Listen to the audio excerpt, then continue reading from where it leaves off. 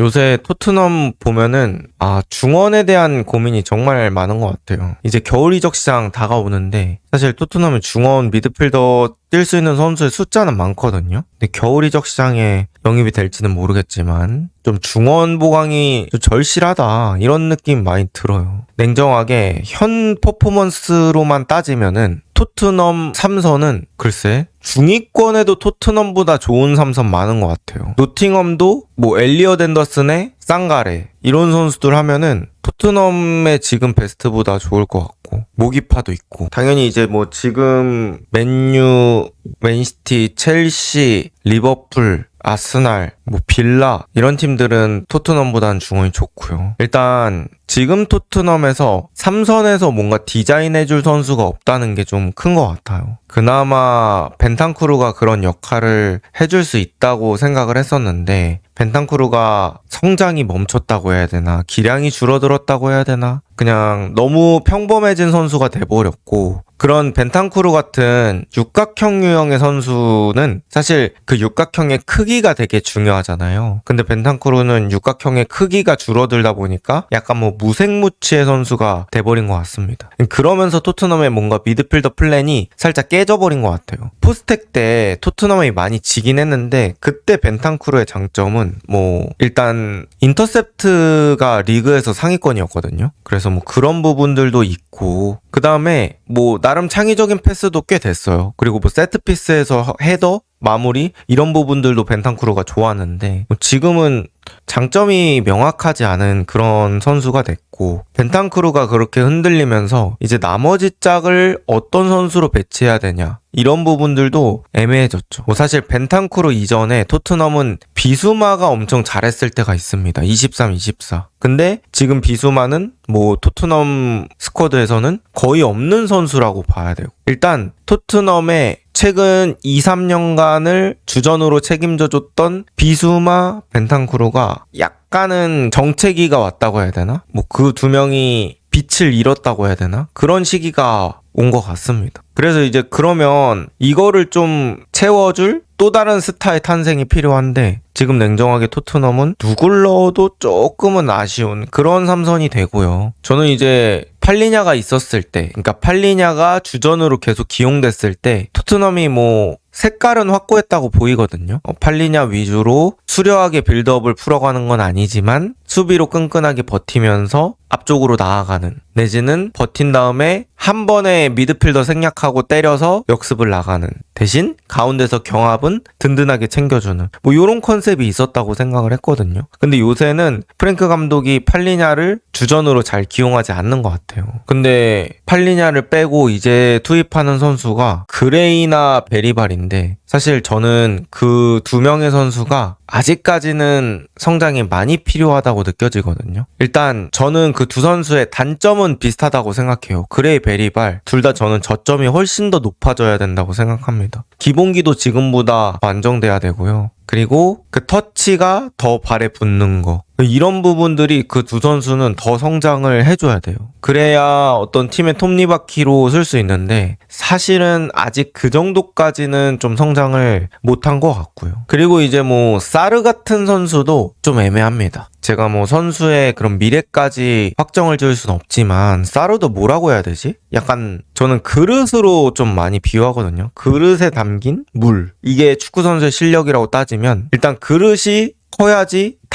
담길 물이 많잖아요. 근데 사르는 그 그릇이 그렇게 크지 않은 느낌이라고 해야 되나? 뭔가 이제 어느 정도 전성기로 진입하는 그런 나이대로 들어왔지만 정확하게 어떤 것이 특별히 장점인지 모르겠어요. 뭐 빠따가 좋냐? 그거 아니죠. 기본기가 월등하냐? 그것도 아니죠. 뭐 득점을 엄청나게 잘하냐? 사실 그것도 아니죠. 피지컬이 좋냐?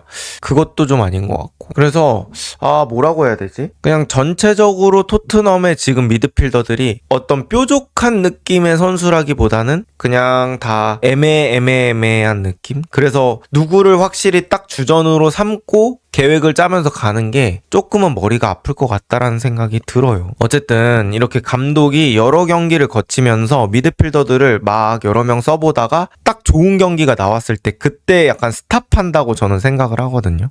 뭐냐면 약간 여러분 그런 거 있잖아요. 막 그 잭팟 기계가 있잖아. 근데 이제 또르륵 돌아가다가 딱 맞았을 때 좋았을 때 딱 멈추는 거죠. 근데 토트넘은 지금 이제 여러 미드필더들을 계속 조합을 바꿔가면서 실험하고 있는데 아직 좋은 경기가 나오지 못해서 그걸 멈추지 못하는 것 같아. 그러니까 주전이 될 선수를 확실히 찾지 못했다는 거죠. 근데 이게 시간이 길어지면 길어질수록 저는 성적과는 점점 멀어진다고 생각을 하거든요. 왜냐면 어쨌든 선수들의 합이라는 것도 있잖아요. 여러 미드필더들이 있지만 그 미드필더들이 같은 게임에 많이 뛸수록 직접 얘기하지 않아도 그 선수들의 움직임에 대한 그런 익숙함이 생긴다고 생각하거든요. 뭐 예를 들어서 얘는 이 상황에서는 무조건 앞으로 뛰니까 발밑보다는 좀 앞쪽에다가 주는 걸 생각을 해야겠다 라는 게 이제 말 안 해도 합으로서 생기는 부분들이잖아요. 근데 이제 너무 선수들이 자주 바뀌고 경기마다 바뀌다 보면 그런 합적인 부분, 그러니까 시너지적인 부분에서 올라오지 않는 게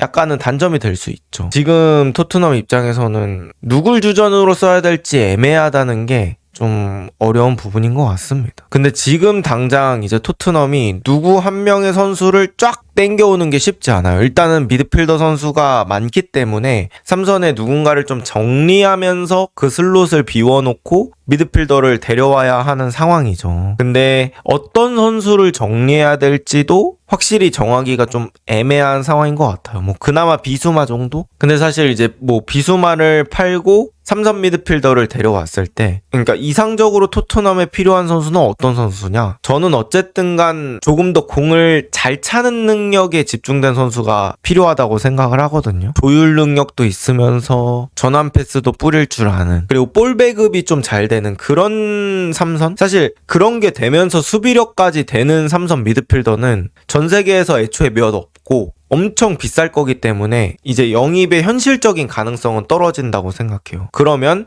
우리가 현실적으로 봤을 때는 뭐 하나는 포기해야 되잖아요. 그러면 토트넘에 지금 필요한 미드필더, 공 차는 능력 포기할래? 수비 능력 포기할래? 하면은 저는 수비 능력은 조금 포기하는 한이 있다고 하더라도 공 차는 능력을 조금 더 신경 써야 된다고 생각합니다. 그래서 뭐 너무 당연한 얘기겠지만 토트넘이 일단 미드필더를 데려오고 온다고 하면은 빌드업에서 좀 자신의 역할을 해줄 수 있는 선수, 구심점이 될 수 있는 선수, 그런 유형의 선수가 좀 필요하다고 느껴지고요. 글쎄요, 가능하다면 리그 내 검증된 자원으로 찾는 게 또 좋을 것 같긴 합니다. 뭐 조건을 이렇게 너무 많이 두면 사실 결국엔 돈 싸움이죠. 엄청 비싸고 좋은 선수를 데려와야 되는데 그런 선수는 돈뿐만 아니라 경쟁이 또 어려우니까 지금 토트넘이 되게 어려운 상황이에요. 일단 성적이 좀 안 나오고 있어서 여기서 이제 좋은 매물을 데려오는 게 망설여질 수밖에 없는 거죠. 그 선수 입장에서. 만약에 내가 잘하고 좀 유망해. 근데 지금 상황에서 토트넘에 들어가는 거. 어쨌든 축구 선수도 직업 인생이 엄청 길진 않잖아요. 길어봤자 한 40살 정도까지 봐야 되는데 그럼 그 1년 1년이 되게 커리어상에서 되게 중요한 부분이고 내 커리어를 토트넘에 사용할 수 있을 것인가, 이런 부분들이 이제 선수가 많이 고려해야 될 부분인데 내가 어떤 선수를 데려올 때 메리트를 주려면 가장 강력한 메리트는 저는 성적이라고 생각을 하거든요. 근데 이제 토트넘은 어떻게 보면 포스테코글루가 나간 이후에 약간 지금 만들어 나가는 그런 느낌의 팀이라는 게 들어서 또 수준급 삼선을 데려오는 게 또 쉽지 않을 것 같습니다. 근데 지금 토트넘이 가장 걱정스러운 부분은 삼선이고, 그러다 보니까 전체적으로 되게 어려운 부분인 것 같아요. 리그 내에서 돈 상관없이 데려올 수 있으면 좋은 자원들, 뭐 따지자면 엘리엇 앤더슨, 애덤 워튼,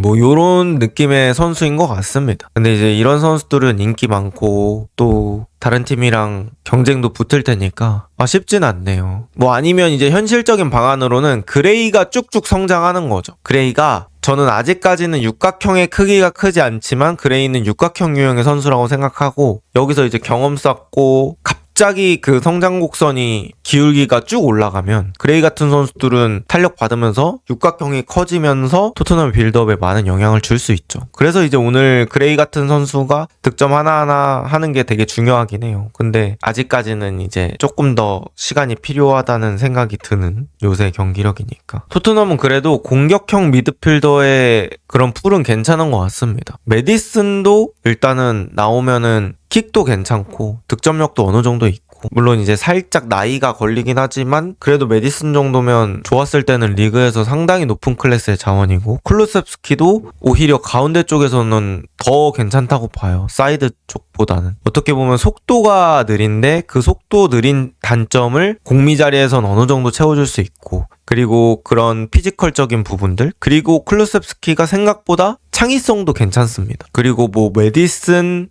시몬스에 비해서 왼발을 쓴다는 또 특이한 점도 있고, 그러다 보니까 쿨루셉 정도면 또 괜찮고요. 거기에 쿨루셉은 또 볼 소유 능력이 좋아요. 그래서 그런 부분들 고려하고, 게다가 이제 시몬스가 퇴장당하기 직전에는 그래도 토트넘 중원에서는 가장 번뜩이는 모습 보여줬기 때문에 뭐 시몬스까지 생각해서 공격형 미드필더 3명 보면은 저는 토트넘은 공격형 미드필더 풀은 괜찮다고 느껴집니다. 근데 이제 문제는 토트넘의 3선이고, 지금 토트넘의 3선이 돌아서는 거라든지 기본기적인 부분에서 부족하다 보니까 약간 뭐랄까, 하프라인을 넘는 걸 되게 어려워한다. 일단 어쨌든 매 공격을 역습으로 갈 수는 없기 때문에 우리가 하프라인 넘는 거는 조금 더 수월하게 가야 되는데, 그런 하프라인 넘을 때 필요한 3선 미드필더들이 너무 약하다. 그러면 경기력적으로 손해를 볼 수밖에 없다. 이렇게 저는 생각을 합니다. 뭐 당연히 감독이 빌더 패턴이나 전술로 그런 거를 어느 정도 보완해 주면 좋겠지만, 프랭크가 브렌트포드 때도 그렇고 지금도 그렇고 그런 거에 엄청 능한 감독은 아니라고 생각을 하거든요. 그럼 이제 개인 능력으로 돌아설 그런 상황들이 필요한데, 사실 토트넘에는 그런 자원들이 많진 않죠. 지금 리그 상위권 팀들에는 다 개인 능력으로 돌아서는 게 되는 선수들이 많아요. 뭐 흐라벤베르 같은 선수들도 돌아서는 거 잘 되죠. 뭐 시티의 니코 곤잘레스도 최근에 돌아서는 거 되게 잘하고, 앤더슨, 워튼 다 잘 돕니다. 그리고 뭐 바르셀로나로 따지면은 더용 같은 선수들도 돌아서는 거 되게 잘하죠. 그래서 어쨌든 돌아서서 앞을 봐야 공이 앞으로 나가기가 쉬워지기 때문에 토트넘 지금에서 제일 필요한 자리는 3선 미드필더라고 생각해요. 이제 그런 선수가 있으면 팔리냐 같은 선수의 그 효용성도 쭉쭉 뽑아줄 수 있죠. 팔리냐, 너는 그냥 수비만 해. 빌드업은 이 친구한테 맡겨. 이런 식으로 가면 역할 분담이 제대로 잘 되고. 그러니까 저는 그런 예시가 맨유의 우가르테라고 느껴져요. 이번에 맨유가 뉴캐슬전에서 우가르테가 이제 3-4-3에서 중앙 미드필더 두 자리 하다가 아예 수비형 미드필더 투볼란치 중에 하나로 나왔거든요. 그러다 보니까 빌드업의 부담이 그래도 중미일 때보단 줄어들잖아요. 그러니까 수비만 하니까 그나마 퍼포먼스가 나왔어. 그러니까 그런 수비적으로 장점 있는 선수들은 수비만 하게 시켜주고 나머지 선수가 빌드업하게 만들어주면 그 선수의 효용도 제대로 뽑아먹을 수 있다는 거죠. 그래서 토트넘이 그런 미드필더 데리고 오면 되게 많은 부분들이 좋아질 것 같다는 생각을 합니다.